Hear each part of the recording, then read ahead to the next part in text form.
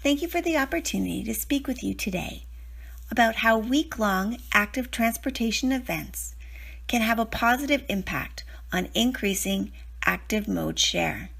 My name is Carol Sartor, and I am the School Travel Planning Facilitator with HASTe BC.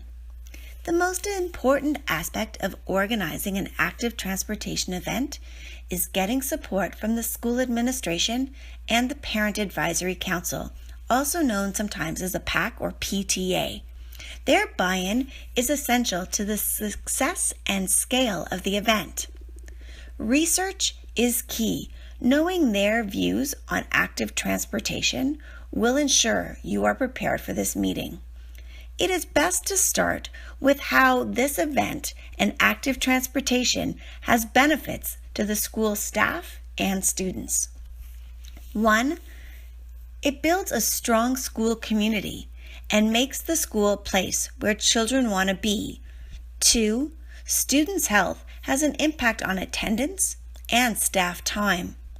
3, when students come to class ready to learn, it reflects in grades and employee satisfaction. 4, the safer the area around the school, the less complaints the principal will receive. Your goal is to frame it on how it will make their job easier. In regards to the PAC or PTA, focus on how parents will gather in one place at this event, creating an opportunity for them to recruit volunteers. As well, parents who feel connected to the school will participate and donate more to the school. This makes PAC executive life much easier. This will get them nodding in agreement. However, you don't have the full yes yet. They will always have the "but what about?" This brings us to overcoming their objections, and they will have objections. So once again, being prepared is key. Their first question is normally, how big is this event going to be? Allow them to choose what they can handle. The main thing is that they invite students to ride or walk to school every day. They also can choose whether the event is before or after school, or if they want to have it during the day. Another option is to hold an event in the evening, making that week-long event less stressful for those who volunteer. Another common objection is, where will all the bikes go?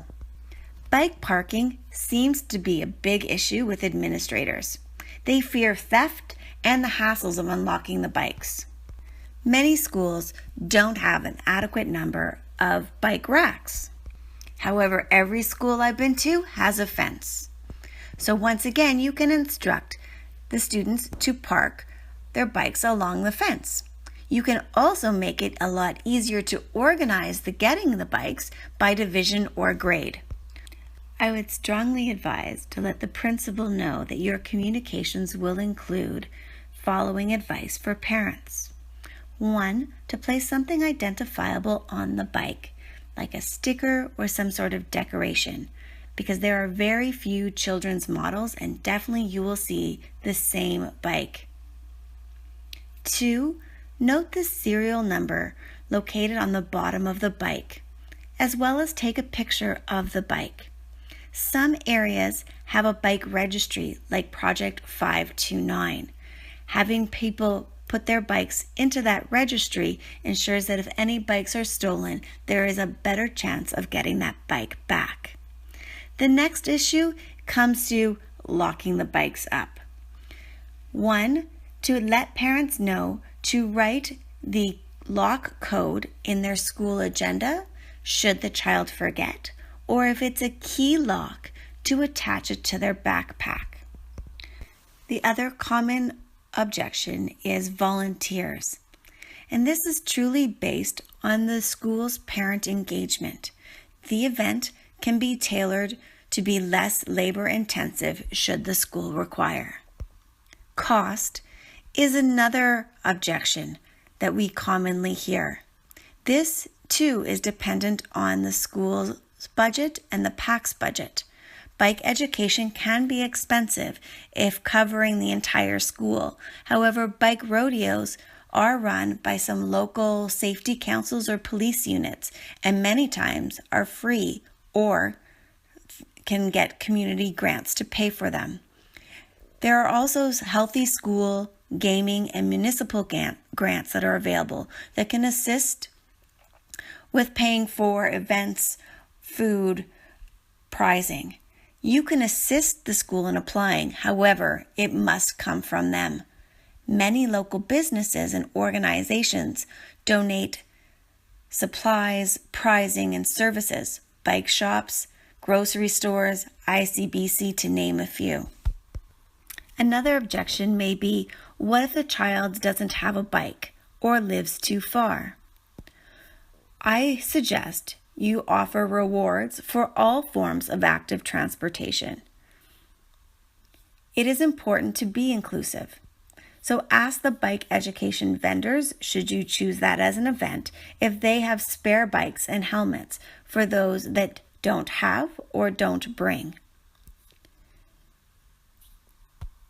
As well as, do they have running bikes for those that have never ridden before?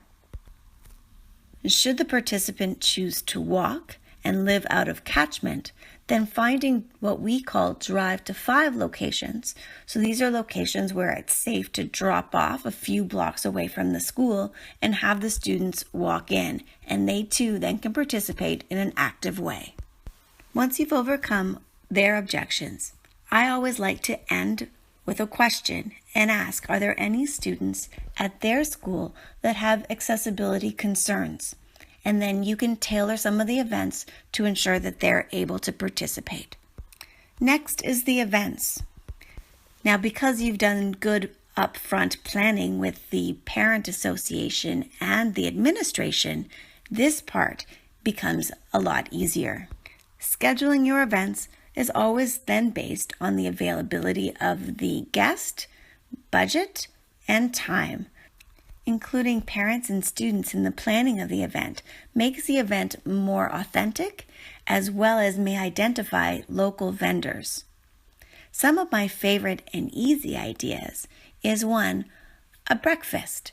Have a local grocery store or manufacturer supply food, fruit, granola bars, juice boxes, and then serve them when the kids arrive. Doing this before school is a lot easier with a staggered arrival. After school, you have a mad rush. Hence, after school events require more volunteers. Car-free days. For the cost of a permit, the students can reclaim the street. You need volunteers at either end of the road, and just let the kids play. Some schools have more formal events, and they have a rec center employee come and do a workout class or a karate demonstration or even a hula hoop contest.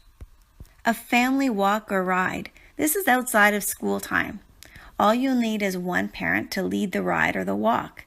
It links families together, and parents can observe their children's skills and perhaps give them confidence to allow them to walk or ride to school with their friends. Every kid loves games. So we've done trivia games, spin for a prize, a tire toss, or even a bike decoration station. All create a bunch of fun. Pinterest is a perfect place to find other ideas or even making them super cute. I always like to have a day or two where we have a special guest, a bike shop, police, fire, the mayor, local celebrities, or even get a morning show to broadcast from the event. The last easy one is a class challenge. Having the students track anyway, then you can award a class that has the highest % participation, a special prize that's been donated by a local vendor, or what you've purchased using grant money.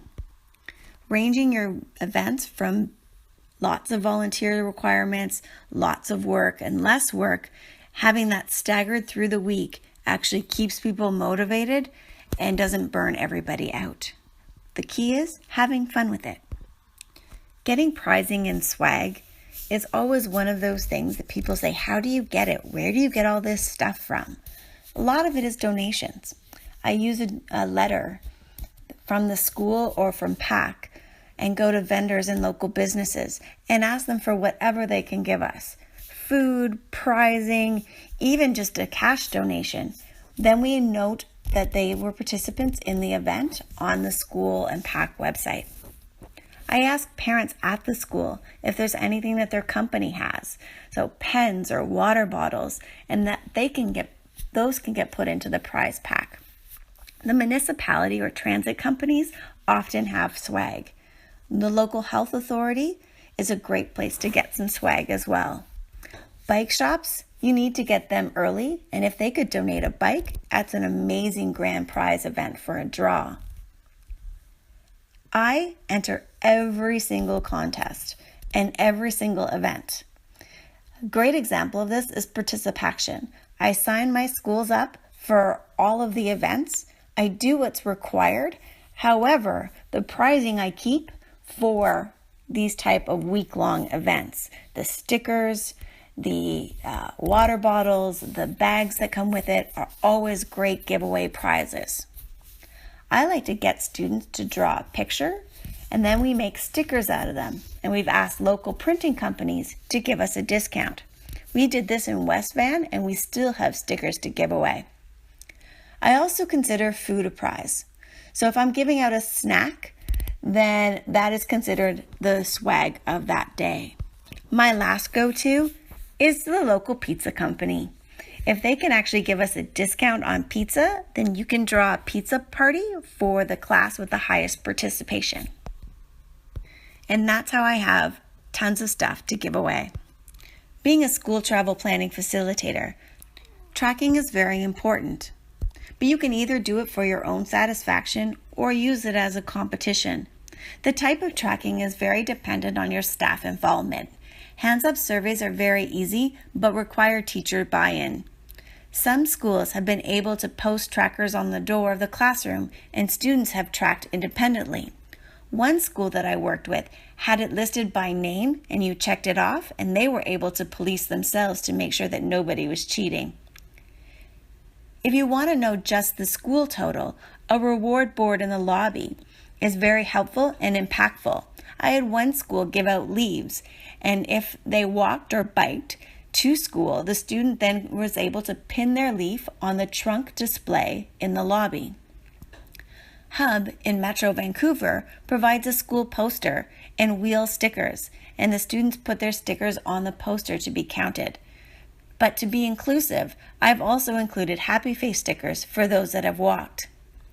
If you are working with a tech-savvy school, they may want to use a scanning process. Each student gets a QR code. They use their iPhone and an app like Berrywing and scan students' QR code that goes into a spreadsheet. And that means no counting for volunteers. A company called Active4Me provides this entire service to schools. And even better, when students are scanned, the service texts a parent to let them know that they've arrived safely. Lastly, there's online tracking. This can either be done by the student themselves or the teacher, and the Green Action Center's Bike, Walk, Roll tracker is a great way to do this tracking. Advertising is the next component. And it seems that strange that I would say this is the hardest part of the event. However, people seem to be overloaded with information and only choose to read what catches their eye. So eye-catching graphics, videos, and posters will drive the message. However, you need to drive it a lot. School announcements, agenda reminders, school notices, social media, even the newspaper to write a story. The more you get it out and create the noise, the more people will participate in the event. Your best source of advertising is definitely your students. If your students are promoting it within their peer group because they own the event, then it was sure to be a success. A full week of events is a great way to show families that commuting to school in a healthy way is possible. However, old habits are hard to break. And let's face it, none of us has cracked this code, or we would all be out of work. In my follow-up surveys, these large events seem to have the greatest impact on mode share shift. My hypothesis is that it has to deal with that human connection and the emotion of the event. My suggestion is using volunteers within the crowd to plant the seed, pointing out to parents, the principal, and staff about how much fun students are having, how people are connecting, and how this event is building stronger school relationships. Take tons of pictures. These images should be used in the yearbook, the school newsletter, and throughout the year as messages are coming out about using active transportation. They're also perfect to use for your back-to-school communication. Using social media to show how great and how much fun people are having is also a great way to keep it front of mind. If students loved